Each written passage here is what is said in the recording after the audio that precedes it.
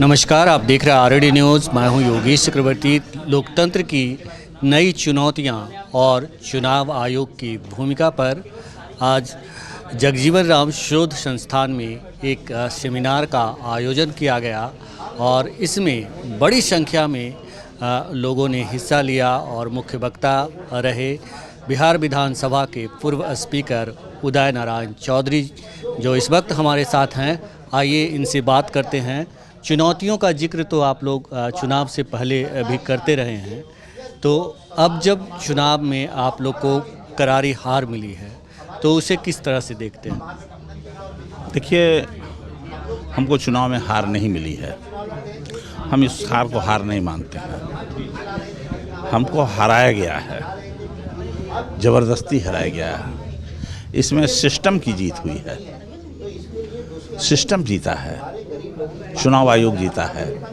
विपक्ष न हारा है न जीता है, ऐसा नहीं है। और हम इन विषयों का आम जनता में भी इस विषय को ले जाएंगे लोगों तक। अरे भाई, इसको हार बोलेंगे? विपक्ष के खिलाफ देश की सभी भाजपा एनडीए के मुख्यमंत्री, सही मंत्री, प्रधानमंत्री, गृह मंत्री एक सप्ताह तक यहाँ बैठे रहे होटल में और वहाँ के कैमरे पर न्यूज़ छपी कि कैमरे पर कागज़ चिपका दिया गया है कि कोई पहचान किसी की नहीं हो सके आने जाने वाला। क्या था? क्यों बैठे थे? तो पूरा विपक्ष के खिलाफ, विशेष तौर से तेजस्वी यादव के खिलाफ 25 हेलीकॉप्टर, 12 चार्टर्ड प्लेन और पूरा सिस्टम था। भारत सरकार, निर्वाचन आयोग, बिहार सरकार और बिहार सरकार की सिस्टम और इसके साथ ही साथ अडानी अंबानी का धन सब इन्वॉल्व था। तो इतना लगा हुआ था, तो हम हारे कहाँ? हम हारे नहीं, हराए गए हैं। चूँकि चुनाव आयोग को जो काम करना था चुनाव आयोग ने किया नहीं। कहीं कोई अपना चुनाव आयोग को प्रतिबंध लगाना था, जो रेवड़ी बंट रहा था उसके ऊपर चुनाव आयोग ने किसी को पूछा नहीं।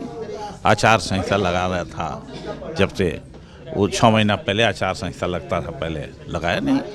जी। आपने अपने स्पीच में कहा कि अब देश में ना तो लोक है और ना ही तंत्र है, तो बचा है क्या? फिर आप लोग आगे क्या करने वाले हैं? क्या आप हार के बाद भी एक हार मान रहे हैं?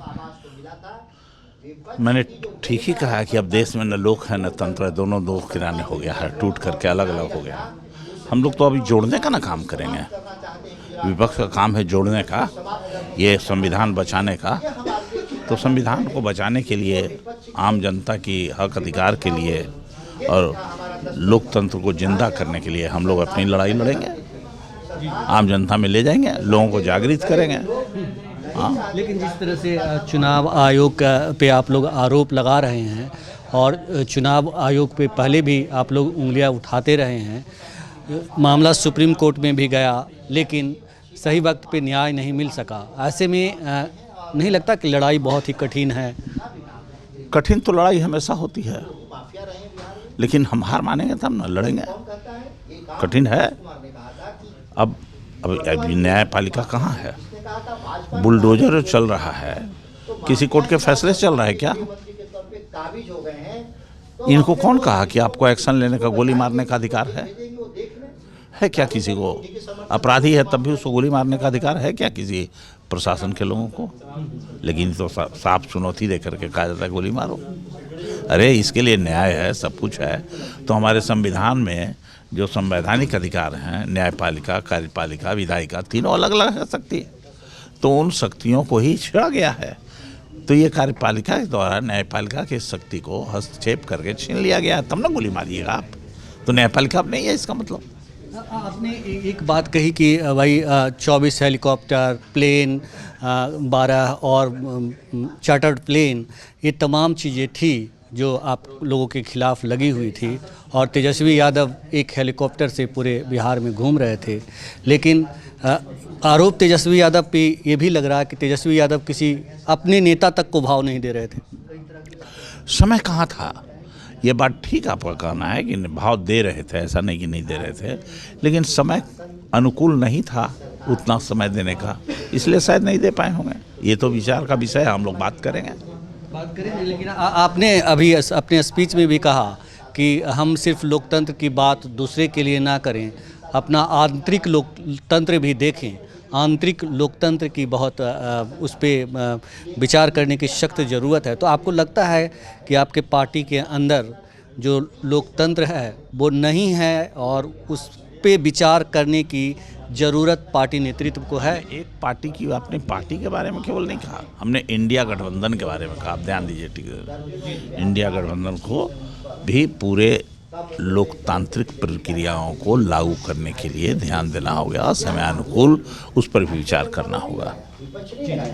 और जिस तरह से 10 सालों के बाद जो है राबड़ी आवास खाली करने का नोटिस जारी हुआ है, तो आप इसे कैसे देखते हैं? क्या ये बदले की कार्रवाई है और जो लालू परिवार है उसको किसी न किसी तरह जो मौजूदा सरकार है बीजेपी की जो है वो उसे नेस्तनाबूद करना चाहती है? ये तो पूर्ण रूप से जो निर्णय कल हुआ है राबड़ी आवास को खाली करने का, सत्ता के नशे में चूर हैं और उसी नशे का ये परिणाम निकल रहा है, रिजल्ट निकल रहा है कि इतने दिनों से उस आवास में रह रहे हैं लोग और आज ये खाली कराने की बात कर रहे हैं। आज क्या हो गया? कोई नया चीज़ हो गया है क्या सरकार बनने के बाद?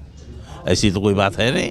पहले भी यही सरकार थी, पहले भी यही मुख्यमंत्री थे, तो पहले ही नहीं करके अभी कर रहे हैं। तो हम तो यही मानते हैं कि बदले के भाव से कर रहे हैं। अभी हम नशा में चूर हो गए हैं तब ये कर रहे हैं। हम लोग इसका विरोध करते हैं और आगे भी करते रहेंगे। आपको लगता है कि जो बीजेपी है और अगर सीएम की नेतृत्व वाली सीएम नीतीश की नेतृत्व वाली सरकार होती तो इस तरह के फैसले नहीं होते? बीजेपी हावी हो गई है मौजूदा सरकार पर। ये तो इन्हीं लोगों को बोलना पड़ेगा, बताना पड़ेगा और मुख्यमंत्री को ही खुद समझ के इस पर निर्णय लेना पड़ेगा। हम लोग उसमें क्या कर सकते? हम लोग तो विपक्ष में बैठे हैं जी हैं। आपकी पार्टी में समीक्षा बैठक भी चल रही है? हाँ, तो चलेगी, नहीं तो स्वाभाविक प्रक्रिया है ना किसी भी पार्टी का, तो चलेगी। तो हम स्वाभाविक प्रक्रिया से बाहर कैसे जा सकते हैं? हम सोचेंगे ना कि कहाँ कहाँ हमको और काम करना है, क्या करना है एक दूसरे की। लेकिन मीडिया में सर जो खबरें आ रही है कि क्या तेजस्वी यादव अपनी भी समीक्षा करेंगे?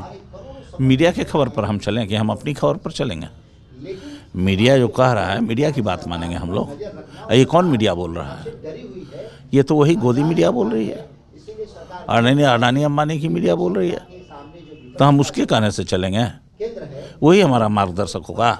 नेतृत्व की समीक्षा की जरूरत है कि नहीं? वही हमारा मार्गदर्शक होगा। क्या होगा क्या नहीं हम लोग विचार करेंगे, देखेंगे। हमसे बात करने के लिए शुक्रिया सर, बहुत बहुत धन्यवाद। तो ये थे बिहार विधानसभा के पूर्व स्पीकर उदय नारायण चौधरी, जिन्होंने कहा कि जो मौजूदा सरकार है वो सत्ता के नशे में चूर है, इसीलिए अनाप शनाप फैसले ले रही है और राजनीतिक शुचिता का भी ध्यान नहीं रख रही। योगेश चक्रवर्ती, RAD न्यूज़, पटना।